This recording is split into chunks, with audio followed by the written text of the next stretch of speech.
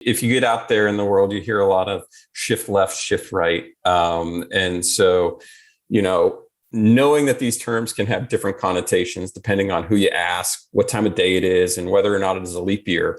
I'd like to challenge our panel to have a discussion on that front. So Henrik, why don't you lead us off and talk to us about what the shift left concept, throw a definition out there for our panel to chew on.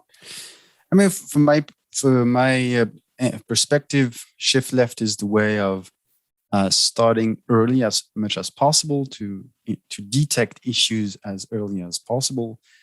So then you're focusing on your innovation. So shift left means the developers will build their code, and they will also be in relationship with the business to find what are the objectives. They know their services also. They will probably also define objectives related to how their code will behave.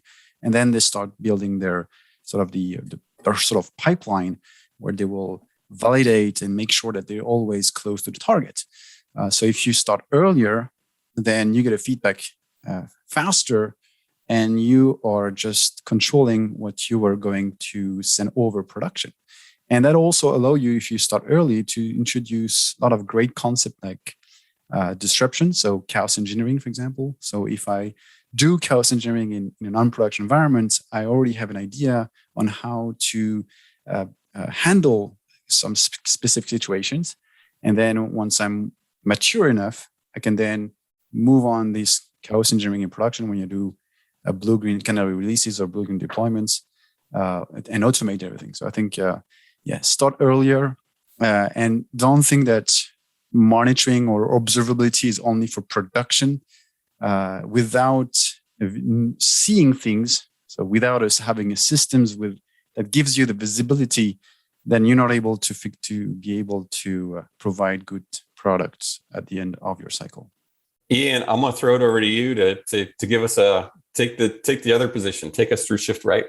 My understanding of shift right is more taking that testing that it would more be put into pre-production environments and doing it in production. We see a lot of that now with kind of some of like canary deployments, like Henrik was talking about with chaos testing, more doing testing in production on a live environment to get actual feedback, but also being able to have kind of those graceful fallbacks.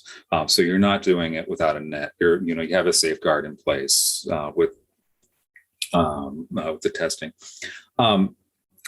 Noble 9, I think, is one of those things that one of those tools for testing in production, because you're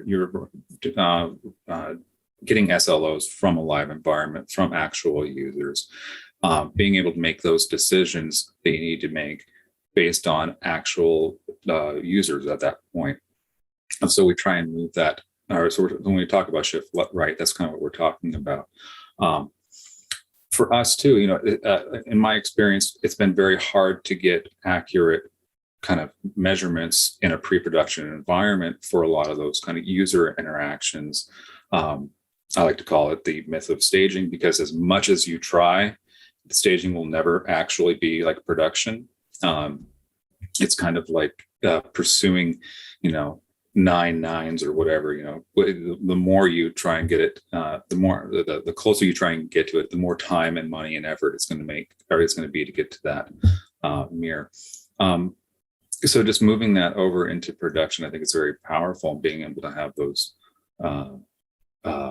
SLOs giving you the feedback of the actual user interaction is powerful, and it allows you to also kind of watch what happens with those when you're doing chaos testing. Like if you're within your error budget, let's do some chaos testing. Let's have some planned downtime to see what happens with that.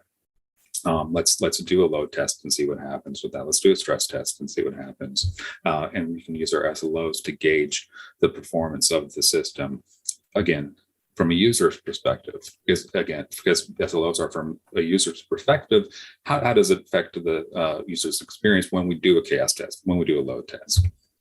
Two great definitions, Niall. If we run with those definitions, give us some of your thoughts on the trading off of shifting. Are we shifting left? Are we shifting right? Like, what are some of your thoughts as you process what the panels put out there? You must understand that I'm the kind of person for whom shift left means multiply the contents of a CPU register by 2 very quickly. And I expect like 7 people got that joke. But for the moment, I will have to say I'm kind of a little bit allergic to those terms, not necessarily because the activities encompassed by those terms are worthless or worthful or whatever. But I think the viewpoint from which they are issued is maybe the wrong viewpoint. I prefer prevention versus cure. And I'm not quite sure that maps exactly to shift left and right, but it's clear in my head if I think about the activities that would come under the heading of prevention of production incidents, and like chaos engineering, and in particular the post-mortem and root cause analysis process post-incident that most organizations, or at least, well, it's not most organizations, but hopefully at some point, maybe many organizations would do this. And those kind of feedback loops, particularly with respect to putting things back in to the design phase of the SDLC, which then make their way out to production. So you kind of have a feedback loop of continual improvement. To my mind, those are prevention-oriented techniques.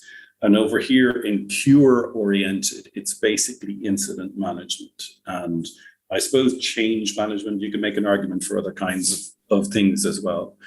But if I think about it as prevention versus cure, I mean, I remember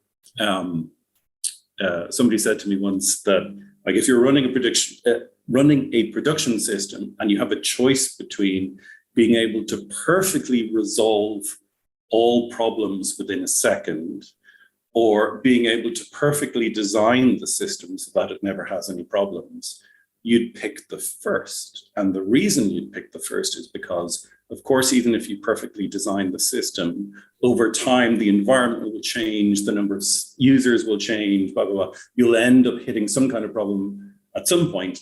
And instead, in the converse universe, where you're just going along and your incredibly brilliant incident resolution team just fixes every problem within a second of it happening, like, that's obviously a much better universe. My response would be, actually, neither of those universes are available to you.